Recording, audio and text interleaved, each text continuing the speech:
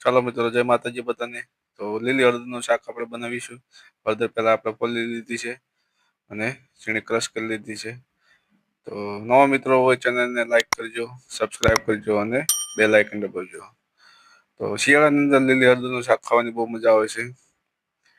તો હળદરને અહીંયા ઝીણી ક્રશ કરી લેવાની છે. ત્યારબાદ ડુંગળી, લીલી ડુંગળી, વટાણા અને મરચાંનું પાન સારી રીતે કટિંગ કરી લેવાનું છે. તો હળદર હેલ્ધી માટે ખૂબ જ ફાયદાકારક હોય છે. શિયાળાની અંદર અચૂક તમારે હળદરનું શાક ખાવું જોઈએ.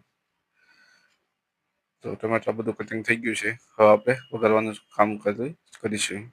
તો સૌ પ્રથમ કડાઈમાં તેલ નાખીને તેમાં આપણે શેણાયેલી હળદર નાખીશું અને સતત શેક કરીશું. જ્યાં સુધી શેકાઈ જાય ત્યાં સુધી એને સતત હલાવતા રહીશું. તો મસ્ત મજાની એવી હળદરની સુગંધ આવે છે.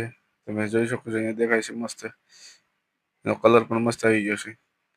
તો 2 થી 5 મિનિટ થાય એટલે હળદર શેકાઈ જાય છે. તેને અલગ બાઉલમાં કાઢી લઈશું અને તે જ બાઉલની અંદર થોડુંક તેલ નાખીને તેમાં બીજા મસાલા નાખીશું અને તેનો વઘાર કરીશું. થોડીક હિંગ નાખીશું, આખું જીરું નાખીશું. ત્યારબાદ વટાણા અને મરચાંનું કટિંગ નાખીશું. તે નાખ્યા બાદ લીલી ડુંગળી નાખીશું. લીલું લસણ જો તમારે આગળ અવેલેબલ હોય અને તમને ભાવતું હોય તો લીલું લસણ પણ નાખી શકો. તો સ્વાદ માટે બહુ ટેસ્ટી હોય છે. ત્યારબાદ ટમેટા નાખીશું અને થોડુંક મીઠું નાખીને સારી રીતે પકવીશું. 1-2 વખત ઢાંકણ રાખીને પણ આપણે પકવી શકીશું.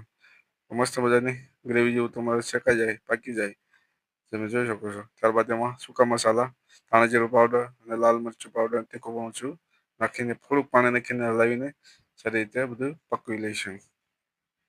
બધું એકદમ પાકી જાય એટલે આપણે જે શેકેલી હળદર હતી, બરોબર, તેને આપણે મિક્સ કરીને 1 થી 2 મિનિટ સુધી પકવીશું અને ફાઇનલી આપણી લીલી હળદરનું શાક તૈયાર થઈ ગયું, ટેસ્ટી અને મજેદાર.